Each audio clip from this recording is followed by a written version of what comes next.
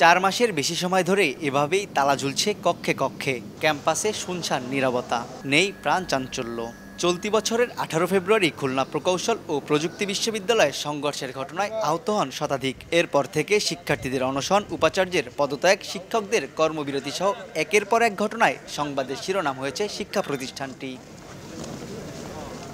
শিক্ষার্থীদের আন্দোলনের মুখে গত 25 এপ্রিল কুয়েটের উপাচার্য অধ্যাপক ডক্টর মোহাম্মদ মাসুদ এবং উপ উপাচার্য অধ্যাপক ডক্টর শেখ শরীফুল আলমকে অব্যাহতি দেয় শিক্ষা মন্ত্রণালয়। পরে 1 মে চুয়েটের অধ্যাপক মোহাম্মদ হজরত আলীকে ভারপ্রাপ্ত উপাচার্যের দায়িত্ব দিলেও সমাধান হয়নি কোনো।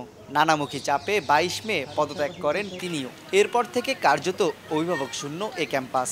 এর আগে সিন্ডিকেট সভার সিদ্ধান্ত অনুযায়ী 4 মে একাডেমিক কার্যক্রম শুরুর কথা থাকলেও শিক্ষক লাঞ্ছনার বিচার না হয় শ্রেণীকক্ষে ফেরেননি কোনো শিক্ষক। দীর্ঘ সময় ধরে এমন অচলাবস্থায় সেশন জটে শিক্ষার্থীরা। সবাই একটা ধাঁধার মধ্যে আছে যে কখন খুলবে, কবে খুলবে, এই নিয়ে কি সবাই সন্দিহান। পরীক্ষা হওয়ার কথা ছিল ফেব্রুয়ারি মাসে, সেটা আসলে পিছাতে পিছাতে এখন কবে হবে সেটা আমরা জানি না। মাত্র 3টা পরীক্ষা, কোনো ডিপার্টমেন্টে 2টা পরীক্ষার জন্য আমরা আটকে আছি। শিক্ষক এবং ছাত্র সবাই নিজেদের মধ্যেকার দূরত্বটা মিটে অল্প কিছুদিনের মধ্যে যদি শেষ হয়ে যায় তাহলে আমরা আমাদের ক্যারিয়ারটাও শুরু করতে পারবো।